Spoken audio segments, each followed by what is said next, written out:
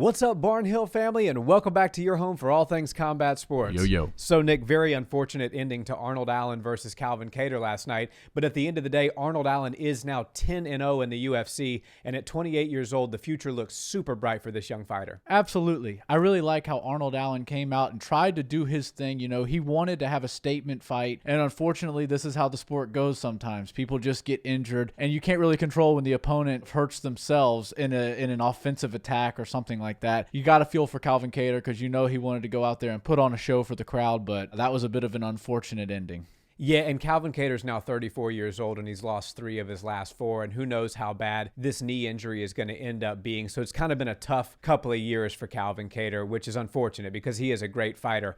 But Arnold Allen looked really good in that first round. There's not a whole lot to break down with regards to the fight. It was a competitive first round until Calvin sort of injured his knee. But one thing I wanted to point out about Arnold's style that I really like is that guy shows no mercy, man. He realized Calvin was hurt, and my God, he jumped on him and started raining down shots trying to finish the fight. When he smells blood in the water, he goes after it. And if you noticed in that second round, when Kattar was able to come back and at least make an attempt to start the second round, the first shot that Arnold Allen threw was a heavy leg kick right to the knee. So the guy, when he smells blood in the water, he's got a very fun and finishing style. For sure. Cage fighting is one of those sports where you would assume there's a bunch of rough around the edges, bad guys. But realistically, there are a lot of martial artists and people that are very respectful, and they like to see, you know, the best in their opponents. Arnold Allen is not the type of guy that wants to hurt somebody while they're down, but he had to do his job. Yeah. And when Calvin Kattar showed that he was injured visibly and everybody could tell, Arnold Allen had to just turn it up and go for the finish and get him out of there as quickly as possible. I feel like Calvin Kattar was doing good and he was making some waves in that fight, but Arnold Allen is one of those guys that as soon as he does smell a little bit of blood in the water, he comes after you and doesn't show any mercy. That's kind of how he got Dan Hooker out in his last go, and this sort of looked similar to it. You know, he was doing it against an injured opponent, but that's sort of his style, man. Once he does hit you, he throws a bunch at you, and he has the gas tank and the cardio to keep coming forward, and that causes a lot of problems for his opponents because usually he leaves such a big storm that nobody's left standing after it. I think that shows that there's going to be a lot of trouble for the people at the top of the division at 145. And, you know, he's calling for interim title shots. And I kind of feel like after 10-0 in the UFC, 19-1 as an entire MMA career, you're on the right path to getting an interim title shot. Yeah, and his fellow countryman Michael Bisping almost had to pull that out of him last night. Obviously, he wants Volkanovski. He wants that title shot, but we all know that the Islam Makhachev versus Alexander Volkanovski fight is all but done, and that's probably going to go down early next year, February, it's looking like, in Perth, Australia.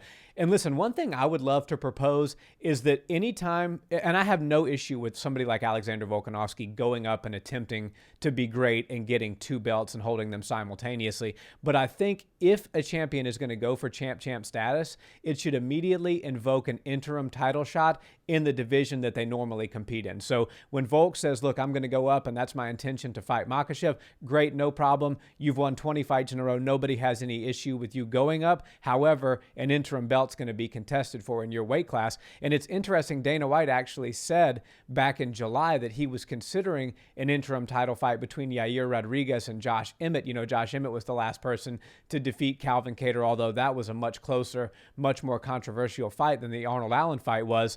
But now Arnold has certainly introduced his name into the conversation, and a lot of people are wanting to see Allen versus Holloway. And one thing we know about Max Holloway, he's like the Robert Whittaker, the Daniel Cormier if John Jones is competing at light heavyweight of the 145 division. He beats everybody who's not the champion, and so he's a great gatekeeper in that way. He was a great champion. Now he's become kind of a great gatekeeper, and I love the fight of Holloway versus Allen. Absolutely. And I feel like the UFC would love to have the belt around Max Holloway's waist. You know, he's the kind of guy that was a great champion for the longest time.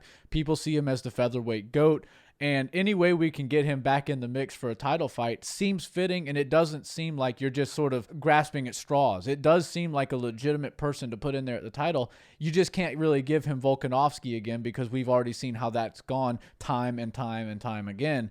So I feel like it's good to maybe get some fresh blood in there with Max Holloway. That's a tall order. I don't think that Arnold Allen would be able to just breeze through Max Holloway. I think he'd have his hands full, and that would set up a great opportunity for an interim title fight. But on that same note, the reason I'm kind of leaning in a different direction than Max Holloway is because what if Max Holloway does win? He'll likely be the favorite. He likely will get his hand raised against Arnold Allen. Then we've got an interim title that has to be, contested against Volkanovski, who's coming back, and nobody's really clamoring to see them fight again.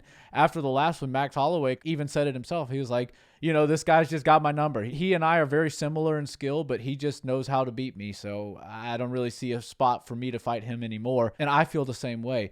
Now, Arnold Allen does have the skills to become the interim champion and maybe even become the world champion one day, but I don't know if the UFC is willing to risk it with Max Holloway potentially coming in and being the interim champion once again. Yeah, I think what would be more likely is if they do want to have Allen contest for an interim championship, they will subtract Josh Emmett's name from the equation and add Arnold Allen's name against Yair Rodriguez. And you're going to have two young up-and-comers that are both extremely exciting and fun to watch, that are both building their fan bases in their respective countries, Mexico and the UK. And that winner will take on Volkanovski when Volkanovski does come back, and they will try their best to keep Max Holloway from getting an interim belt wrapped around his waist, at least so long as Volkanovski is the 145 champion. Yeah, I think that's probably the best move for the UFC. I don't really know how Arnold Allen would do against Max Holloway, but part of me is leaning towards, if I had to make an early prediction, that Max Holloway gets his hand raised. Like you said, the only person that beats him is Volkanovski, and everybody else kind of looks like they don't belong with him.